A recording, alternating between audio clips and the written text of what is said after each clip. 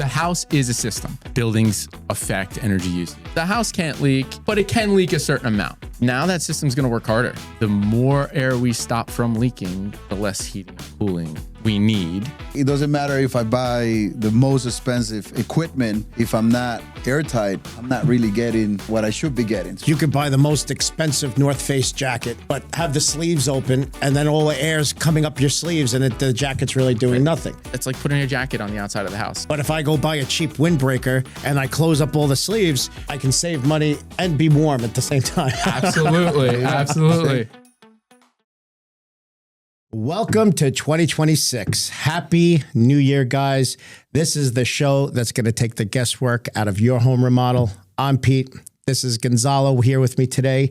And this is No One Knows. That's right, guys. Stick around because if you didn't know, now you'll know.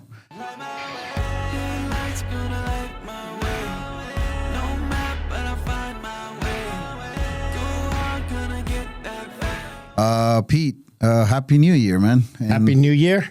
And where Year. Where the hell are we?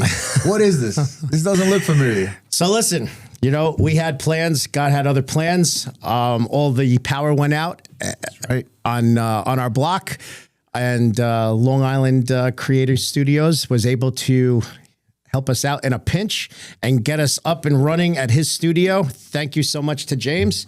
Yeah, James, thank you for saving us. It's not our studio. It's not our studio, but it'll do. And but yeah, Really good studio. The equipment, James. Thank you so much. You saving the day here. And So new Pete, year. What do we got in store today? Well, it's a new year, same great content. And today we have the Green Guru, Mike Catalano. Mike, welcome to our show. How are you? I'm doing well, Pete. Thanks for having me. Of course, man. Thank you so much for coming. I know you're always busy. So thank you so much for taking the time to be here with us today. Thank you. We have a lot of questions, but first I want to get into what got you started. How do you get started on this? Why they call you the Green Guru? Yeah, let's get warmed up here. This energy endeavor, right? Yeah, it started back. I mean, if we want to go back to high school, I went to BOCES for carpentry, and then I went to architecture school. And I would say in architecture school, we started learning that buildings affect energy usage, and you can't just design anything you want anymore. You gotta take care of the customer, take care of the homeowner. That's right. I worked in New York City for a while for an architect firm, and then I went back and studied low energy buildings at City College and Pratt. Did some energy modeling. Really started liking this is how you control the usage of a building. I wouldn't say control, I'd say design. Right. And we started learning passive house techniques, which we'll talk about a little bit more, how that's trickling into the code.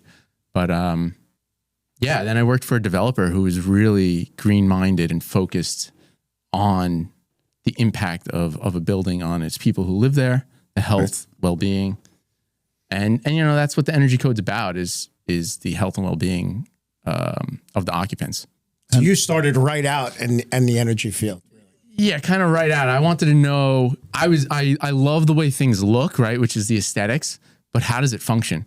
And that's what I want to know. I want to know this thing looks a certain way because it also functions a certain way. So kind of like that form follows function idea, but and it's funny you say that because now basically we're encountering this. There is permits are not being issued unless we prove that it works. You know what I mean? That it works for the new codes and the energy efficiency that they want, right? That's why we're having Mike on the show today, because hers and Manuel's, what the hell is that, right? What the hell? That's my first question. So question number one I got for you, Mike, is what's HERS Rater? What's a HERS Rater? The HERS Rater. Every time we say hers, everyone says, no, it's his. No. His Rater. Well, the acronym for HERS is Home Energy Rating System. There you go. The house is a system. Yeah. So it's a way to project the performance of a house before you build it. So we know where we're headed, right? And it's going to look at the existing building stock. So new houses we're building are like, say, a HERS 50 to 62 is New York State code, 62 or lower, right? Existing building stock, you got HERS 80, HERS 100, HERS 120. These are energy hogs in comparison, right? So the higher number, the worse. The worst. The worst. So if you got a HERS 0, you're a net zero house. That means you're using and producing the same amount of energy, kind of energy balance. Doesn't mean it's happening. You're probably still pulling from the grid. So you have pretty much almost a zero footprint. A zero, you're getting towards zero footprint, right? But then you could get net positive. You get a negative HERS rating. And I've seen that where the envelope is very thought about, and then you add that solar at the end. God, that's great. So now for the people watching at home, because now they're getting ready to submit the permits, and then they get a letter or an email saying, hey, by the way, you require a HERS rater, and you require Manuel's SJD, and what the hell is this? Mostly we get a lot of, you need the manual SJ&Ds because that's that's the entry level. So if we're just doing a dormer or an extension, a lot of towns will say, we need a set of manuals. Yeah. Yeah. But what are the manuals? Explain to our viewers. So we ask the client. The client's like, "What do you mean manuals?" Exactly. Don't we get those with the equipment? I'm gonna talk. Yeah, right. You do get a instruction manual. Yeah. These manuals, I think, help generate a conversation between the homeowner, the architect, the builder, everybody involved, the HERS rater, about how much heating and cooling does this house need. So the manual J is the heat load and cooling load calc. Which it gets us in the ballpark. Is this a 4-ton house or is it an 8-ton house? And that is based on the parameters of the build. What are the R values in the wall? What's the orientation to the sun? Windows, So if you're, how airtight is the house? If we got a loose house, your heating load's going through the roof, right? That's what the manual J is for. The S is how does that equipment meet that load of the heating and cooling? So are we selecting the right equipment? We want to be in a sweet spot. So in other words, like just to make it easy for our clients at home, if we're just adding a dormer to a house, and so we're not like fully energy compliant, that maybe if we were like new construction, it would be 3 tons of AC, but since we're not new construction, it's like 4 tons of AC. It might come out to be more because you're dealing with an old side and a new side, and bare minimum, it demonstrates a lot of these renos or additions.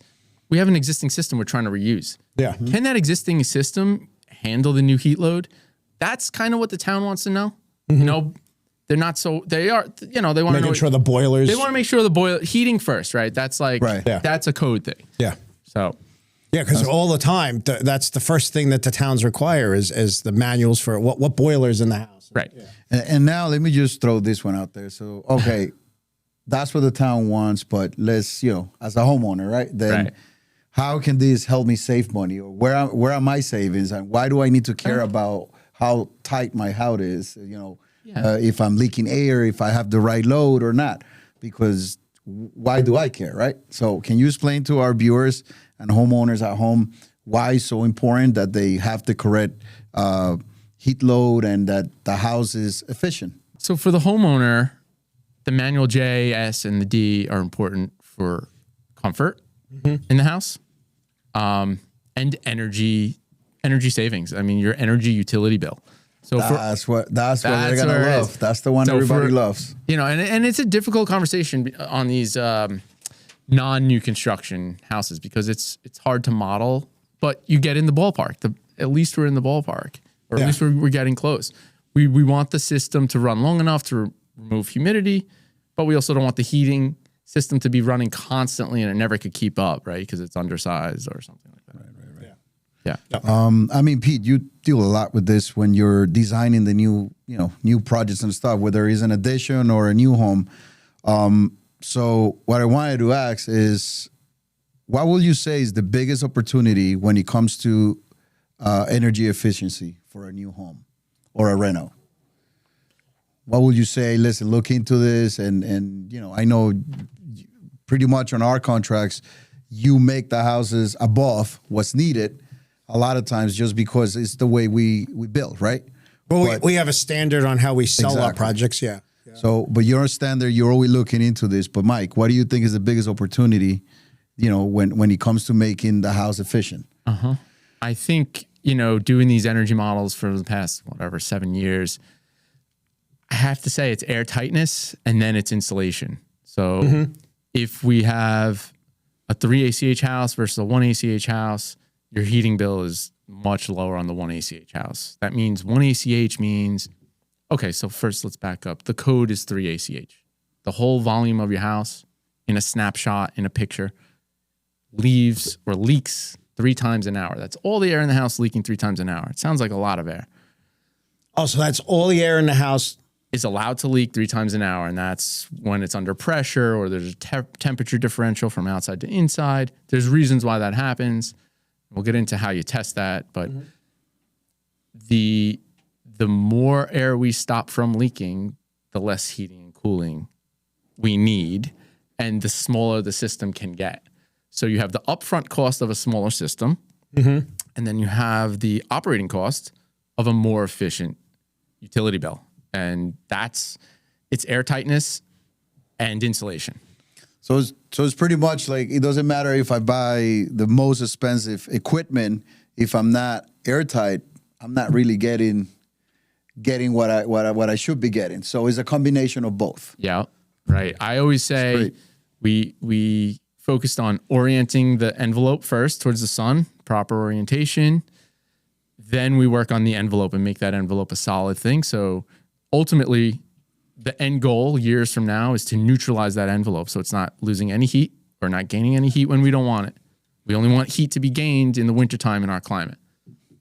So like in layman's terms, you could buy the most expensive North Face jacket, but have the sleeves open and then all the air's coming up your sleeves and the jacket's really doing nothing. Yeah. But if I go buy a cheap windbreaker and I close up all the sleeves, I can save money and be warm at the same time. Absolutely. Absolutely. Yeah. So That's great. I mean, and this That's is a great something that analogy. when we're building, we look into this. You know, a lot of people say, well, you know, we've do a lot of discussion with you. We had a lot of meetings with you about how we design our projects and our standard.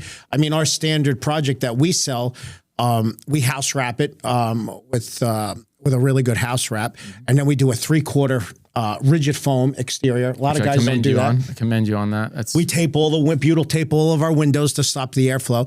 Then what we tape all do, the seams on the insulation as well. and then we do on a standard 2x4 construction, we do an R15 insulation on the inside with a standard air seal. Right. And that's basically our traditional build with a bat R38 in the ceilings. You know, Good. so we try to keep that.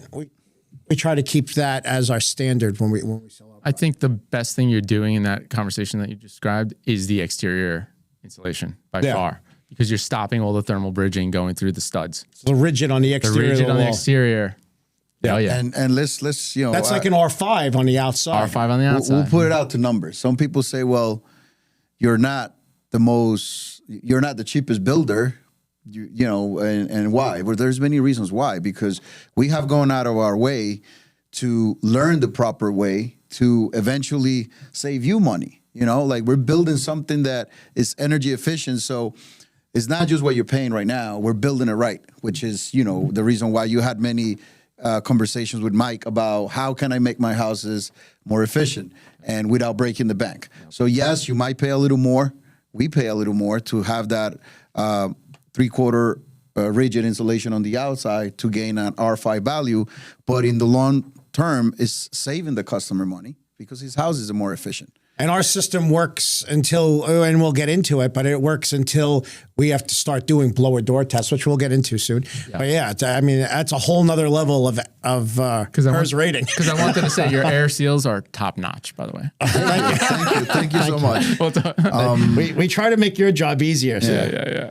Well, you taught us where we were failing, and that's when we say this is what we got to fix. Now, but yeah, we did fail a lot. So we did fail a lot in order to get to where we are today. So I have another question for you. So because these questions actually we get asked all the time from the homeowners when we're doing their project. Yep. Difference between bat and foam insulation, and why should I do it? Why should I not? That's what I was just touching on a little bit. Yeah. Sure.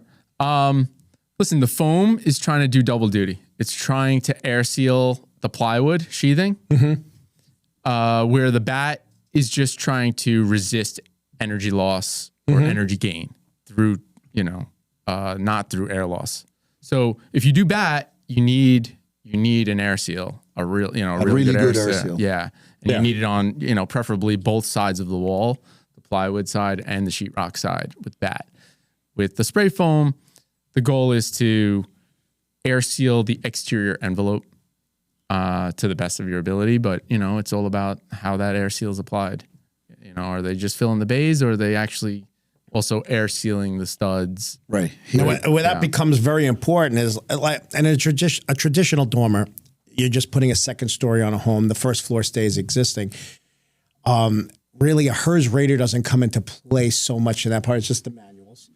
But if we start gutting the whole first floor, which most of the projects we do, that's what triggers this whole manuals plus a HERS rating, right? Am I correct? You're in new construction. So now the homeowner's in a new construction over 50%, which most towns call it, and that's what triggers the HERS and a blower door test. Right.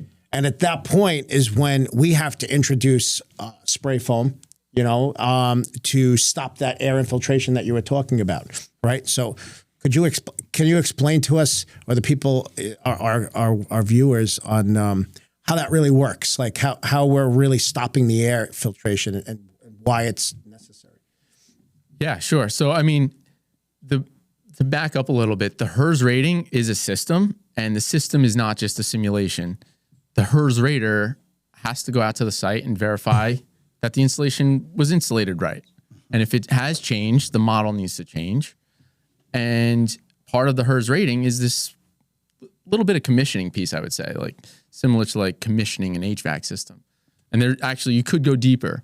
We're just going to talk about blower door testing on a house is part of commissioning the envelope of a house, like you do a leak test on a plumbing system, right? The plumbing system can't leak. Right. No, it would be a disaster. Yeah, that's not good. So same thing. The house said the house can't leak, but it can leak a certain amount. And that certain amount is 3 times an hour under a certain pressure, which is 50 pascals with the blower door test. So the blower door goes on an exterior door. It pressurizes or depressurizes the house, and it tells you how much it's leaking. It could be cubic feet per minute, right? It's important because if it's leaking too much and your system was sized for a certain amount of leakage, now that system's going to work harder. Yes. It affects, it's a system. So, I view if the house as like a human body, and you're going to ask me maybe later what's important that we're missing that the future sees. And I'm going to talk about the lungs of the house, right? But right now, we're doing a good job on the envelope. And, at a cellular level, we're stopping heat loss and heat gain. Yeah. It's important to do the blower door test to verify that are we hitting the mark and are we hitting the code? Is the performance going to really happen or not? Because for now, we just projected it. Yeah. Right. The blower door test is a huge piece to verify that the house is gonna do what it's supposed to do. Yeah, where we started to get into problems, and that's why it's good to have you on our team, to coach us through it. Is we have a normal project that we sell traditionally with the bad insulation in the ceiling, and then the towns requires these HERS. Sometimes they just drop it on you. Yeah. And they're like, oh, well, now that you gutted half the first floor because the customers, changed the project along the way. They're like, oh, we want a HERS rating now and a blower door test. Where that comes into a problem is if we have it sold as a traditional bat. It increases scope. Because now we're pulling air through the vented soffits, and so basically what we have to do then is close off the soffits, stop the air infiltration, which is the old school of thinking, right? Is bringing the air through the vented soffits and out through a ridge vent. So we have to stop that. Then we take the insulation out of the ceiling, and then we go with an open cell in the roof. So now we're conditioning the attic space as well as the rest of the. It's the same That's temperature. one of the options. Yeah. Yes. And that's from what I've seen and all the jobs we've done. Is that's really. That's one of the ways we pass those blower door tests. And another way, if we want to keep to the traditional bad insulation, is you have that new process with the with that AeroSeal. Yeah. The AeroSeal, and that's pretty amazing. When the way it works is pretty crazy. So we were able to keep a client on a budget and keep that bad insulation. There's not going to have that conditioned attic space, right? So the equipment still works a little more. But they can get that that blower door test to pass. Right. And in many cases, obviously we need it to pass and we want it to pass, but also we want to bring the efficiency, right? Yes. So like, many times when these things come up and people say, well, do I do what we call a hat roof? Do I spray foam my roof rafters? And what does that do to me? How can he help? How does he help me? Well, number one, your unit, if it's up in the attic, now is under conditioned space, which is great. It's good. working a little less. Yeah. And not for nothing, people say, well, that's also where I'm going to store some of my Christmas stuff and things like that. Well, those are also going to stay in conditioned space. Yeah. So, and then this question always comes up and is open cell or versus closed cell. So now, what will you say on that? What will be your answer for that one? So I'm going to respond from an energy modeling standpoint. Open cell in terms of R value is close to bad insulation. They're very similar per inch, where closed cell high density foam has a very high R value per inch. And that's great for when we have a wall that's an existing 2x4 wall and you really want a high R value, R21, for example. Yeah. And you're not able to do rigid on the outside to compensate. That's a good use of that product, I would say. For the open cell. For the closed cell in a tight space to get the high R value. Yeah. To hit the energy model to pass the code. We usually do the closed cell in like a garage ceiling, our cantilevers, and our basement walls. Yeah, we're big to lock out the humidity and the humidity and stuff like that in all the basements. We also like to do our the first floor, the band joists all the way around where the ceilings, because those are areas where they miss. You have your insulation here on your wall, you have your insulation in the ceiling, but what about this? Yeah, you know what I mean? Yeah. And so that's something that you taught us, and thank you for that. So we take care of that on we're very particular about how we want our insulation done. And a lot of clients are always concerned about budget, and everyone's trying to get the most for less, right? But sure. Since we know so much, it's hard. Like for example, a lot of builders out there will cut building costs down by going with 2x8 roof rafters. That's something I do not do. I stick to 2x10s. Reason being is that open cell spray foam needs a cavity to fill up.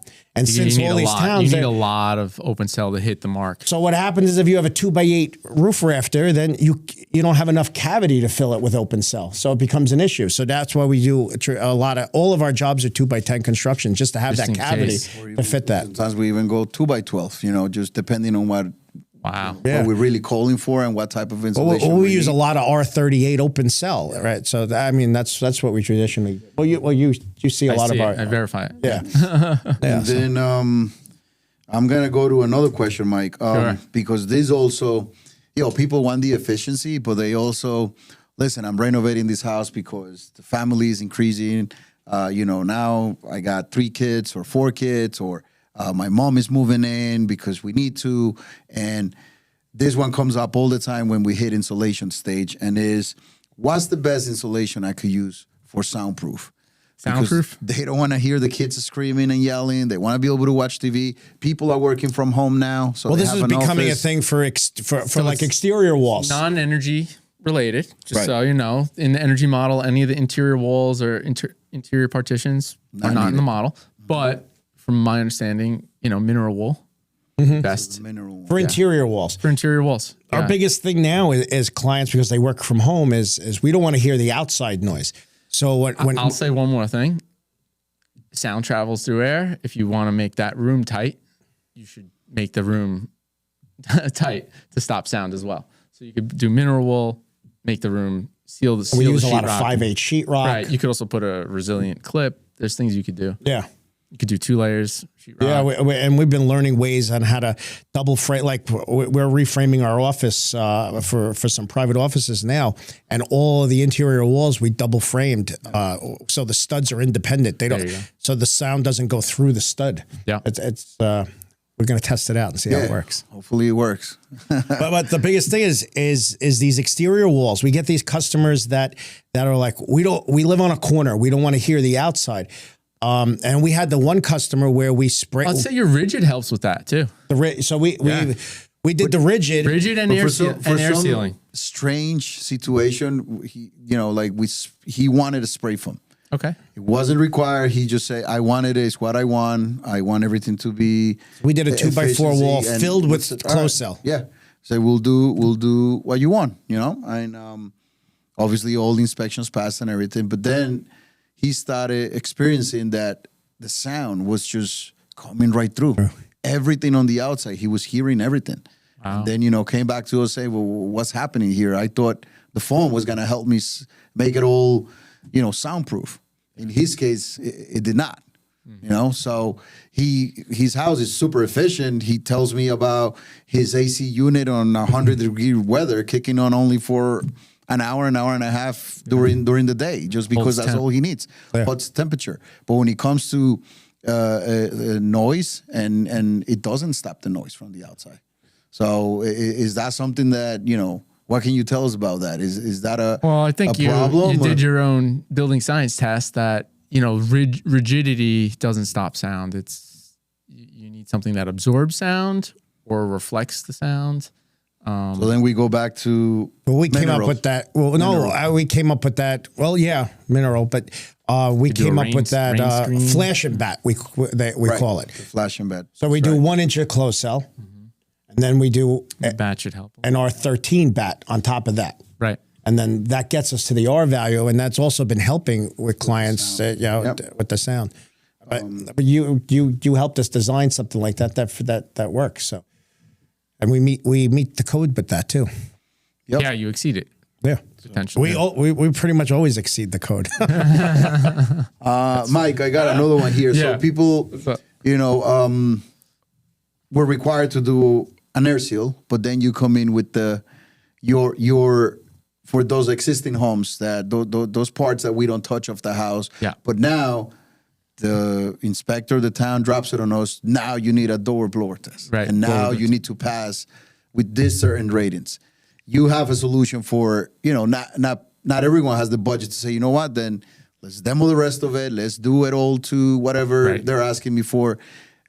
Some people know I got to stay on a budget. So like you were saying before, with your aeroseal, Aeroseal envelope. right? Yes. That's how you help them not have to demo their existing part of the house right. and be able to hit these marks. Yeah. So you want to hear a little bit about Yes. that? Oh yeah, please It's- explain that because it was very interesting for us to see it work. It was pretty. Yeah, it's basically using the blower door setup in reverse at double the pressure. So we're pressurizing the house at sheetrock, and we're basically injecting acrylic caulk, low VOC acrylic caulk, Green Guard certified, into the air, and that caulk, because of the pressure, will go to where the air leak is. So any of those drafty air leaks you feel coming through an outlet in a 1960s, 1980s house, we're stopping that. Those outlet covers come off, and it basically connects the fixture to the sheetrock, and there's no airflow anymore. Wow. So So I gotta say, I feel that at home. I go by my outlet on a drafty day. I'm Drafty like, whoa, day. this is cold over here. So now, Not no more of not that. after the green guru gets done with your house. right. Yeah, I was just gonna say it's almost close to a bulletproof way of guaranteeing you're gonna pass that 3 ACH test, barring any other punctures that you do after the product's installed. But Yeah. we're running a blower door and tracking the progress of the blower door in real time. Yeah. So that's the beauty of the system, where there's no guessing here. It's like, okay, we Oh, can we see spray it in foam. action. It's pretty impressive. Thank you. Yeah. I mean, it also helps when the builder does the right thing on the outside, like you said, with the 100%. right house wrap, taping the windows, because it's all about stopping that air transfer through 100%. the wall. We like to start air sealing at a 7 ACH. If you don't do that exterior stuff, we're at a 10, 11 ACH. Right? Code's 3. So And that system, that AeroSeal you're talking about, that's the way we help clients stay on a budget and keep the bad insulation in our builds. But again, going back to that point where you're still not keeping the attic space conditioned. Yeah. But you're staying on a budget, and it's not to say it's the wrong way. It helps people not spend additional $8,000 to $10,000 on foam. it can sort of, in a way, when we do it, we don't just stop at 3. We'll go to 1 ACH. So there is that buffer. It does take away a whole air change, which does alleviate some of the load on the equipment, which I know the equipment's receiving load from the unconditioned attic. So then let me give you another question that I get all the time is when I tell them, hey, you're gonna need a blower door test, and they're like, what the hell is that? And why do I need it for? So tell our viewers, what is the blower door test and what does it tell us? The blower door test tells us how much heat we're losing in the wintertime, basically, and how much we have to condition that space, or how much more we have to. So pretty much telling them how efficient their house is, and it's very important to have the right. From one data point. It's one data point, and it goes back into the HERS model, which is the system, and then it calculates your final HERS rating score with that blower door data point. Plus your R values, plus your window U value, solar heat gain. And then there's a certain amount that you have to pass the HERS rating. Right. So, New York State's a HERS index of 62. I'm seeing most houses coming in 55s, stuff like that. But that's back again to what we started off with, that number. If the higher the number, the worse the worse it is. Yeah. So right. So the more you sync your air changes, the more HERS points you probably get in that model. Oh yeah. You just want to be able to clear 62. We want to clear that 62, which most people, we're easily doing that from the beginning. Yeah, most of we got a whole first floor, and as long as we're following the procedures. Yeah, I haven't even seen one close to that in a while. Yeah. Which I do think the energy code does do a good job of taking care of the homeowner and thinking of the operating costs as a bare bones. Like for all the complaints we get about it, it really is looking out for the end user. Yeah, 100%. Another big thing is, I just want to bring up that point is, we always get these questions about the SEERs for the air conditioning. My standard is 15. We do 15 SEER equipment, right? Everyone's like, oh, SEER 1 or SEER 2? No, let's look at the weeds. So they're like, well, why can't we do 20 or 21? But it just makes the efficiency of the HVAC blower and condenser more. Right. The higher the SEER rating, once you get to a certain level, you're out of single stage. So single stage, if it's 4 ton, it's throwing 4 ton all day. Yeah. You start getting into a 2 stage or variable speed, the SEER rating goes higher. So once you're in the 20s, you're probably a variable speed, which means it's really just trying to hit the load exactly at all times. But now when this compares, I'm generalizing. Yeah, but when this compares to doing a HERS rating, because you always tell me, sometimes you don't have to go up in SEER when you're spray foaming the whole house and closing it all down. You can generally. It's a benefit to go up in SEER, but you don't have to. It's to a benefit, pass the code necessarily. But you can save the money in the equipment if you're spending the money on the envelope. On the envelope. Sure. Yeah. That's why we kind of we balance it out. We stick with a 15 SEER on the equipment, and then we do the air sealing, and we do the rigid foam and the tape and all. So with that being said, Mike, what is one upgrade that you can do when it comes to insulation that you will say will make the most difference? On the installation side, and I'm going to say it again, it's that exterior rigid. The more rigid you could put on the outside, the better, because it really changes the game of the energy model. It's all that thermal bridging that we're losing heat or gaining heat. And that's like putting a jacket on the outside of the house. Yep. As opposed to the jacket being built into the wall with, filling in the bays. Yep. We're getting stopping it right from where it starts, the outside. And once you start getting really big on the outside, and then you start putting your windows framed into the rigid, hold on. Then you're starting to get into the passive house where the air changes on passive house are 0.5 ACH, right? Which is my system we do passive house as well. But that's 0.5, the code's 3. Yeah. So the code's headed there. It's headed towards getting better and better. And better. We were out in Vegas at the Builder Show. And it opened our eyes to how, there's a lot of companies as close as Massachusetts right now that are doing these huge 3-4 inch exterior insulation walls where they're actually building their windows out. Yeah. So they make the window bucks like a garage door buck, and they're pushing their window out 4 inches. Pushing the window out just to be able to fit that insulation panel. And they're using like like a mineral panel that's actually nailable. It's pretty amazing. If that comes here, I mean, it's going to change building costs a little bit, but like you said, it's going into it's a trade-off. Trade-off, yeah. Now you're almost going down to a zero footprint on your energy. Yeah, you're kind of paying for all your energy use up front. That's how I think about it. It's like, well, do I want to pay it for 30 years or do I want to pay it right now in one shot? Which is kind of a hard pill to swallow if you think about it, frame it like that. But that's what it is. But at the end of the day, by making it that efficient, you will see your money back. You will. Because now you're going to have a home that, is going to last you forever and is going to run efficient for a good while. I view, back to your conversation about equipment versus envelope. In my opinion, you usually only get one shot to get that envelope right. Yeah. You're not really renovating that envelope again once you build a new house or do an addition. We're not touching it. We're not ripping off the siding. Well, you could change the equipment. But you can change that equipment. Exactly. And you will have to change that equipment because it has a lifetime. Right. There's one important thing, though, we have to talk about, too. When you start getting into those lower numbers on the HERS and lesser of the air changes in the house is you can start getting into a sick house because you have less air changes. And there's one thing, I mean, that's something we've been coming up against because some of our larger homes are going complete, like only one air change. Right? So I find that the humidity levels are harder to get out of the house after they're taking showers because it's trapping. So there's one thing that, we're doing a lot of ERVs now.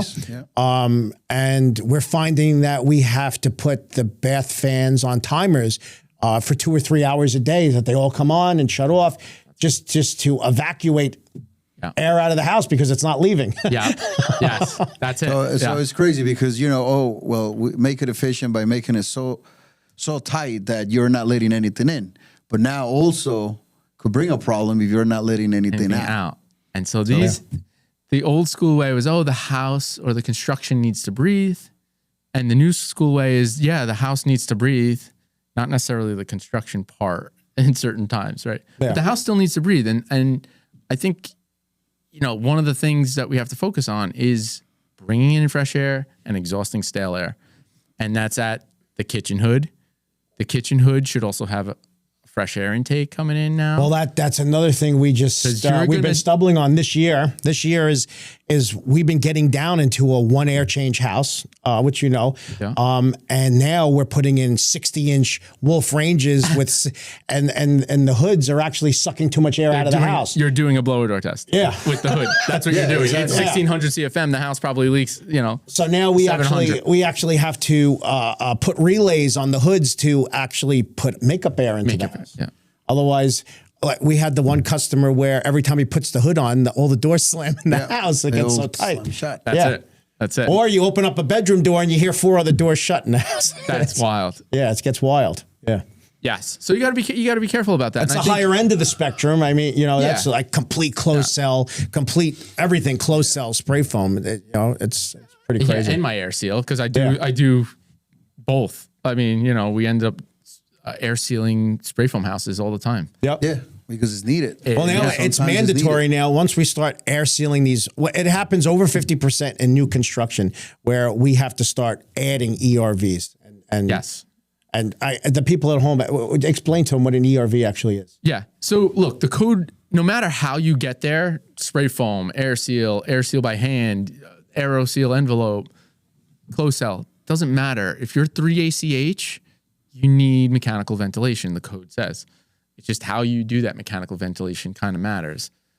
I think the ERV right now is the best product in terms of bringing air in and bringing air out at a balanced rate, or you have the ability to pressurize and depressurize depending on what's going on in your house. Yes. So you also can connect that ERV to all the bathrooms and pull from those bathrooms. You can make some more decisions here. You could pull from the kitchen and the bathroom at the same time. Yeah, we're usually dumping the air right into the AC system. Right into the return. Right into the return, and correct. If the AC system's off, that return actually acts like a supply of fresh air.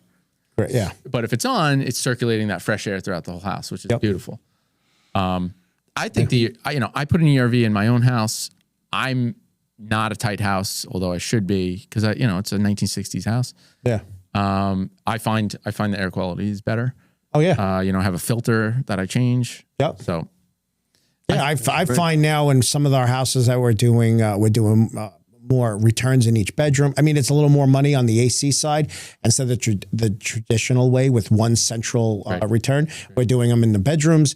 We're doing media filters on the AC. We're adding ERVs. And these are more of our new construction. What you're doing with the returns in the bedrooms, I think it balances out. And it stops the door slamming too. Yeah. Potentially. It does. Yeah. Well, Pete, Mike, you answer all of my questions. I'm sure people at home are a lot more knowledgeable now about all this stuff. Thank you. Anything else? We're going to have him back on the show again because there's so much more to cover. Much more that we could cover that for real. We need to have you a second or maybe even a third time. If you're open to it, Mike. I'll check my calendar. Yeah. Anything else you want to go over, Pete? No, I think this was good. I think it was very informative. I think it was a good kickoff to 2026. It's going to be a big year. You guys stay tuned. We're going to see a lot of guests this year, a lot of on-site we have planned, right? Yep. We're going to be doing a lot of raw and unfiltered episodes on site. Yep. And can I let's tell Mike about his souvenir, but you were going to say something. Yeah, go ahead. Can I do 2 plugs? Yeah, 100%. Go ahead. So For it. HERS ratings, go to greenguru.org, go to michael@greenguru.org, and air seals with AeroSeal envelope, Airlock Building Systems at Gmail.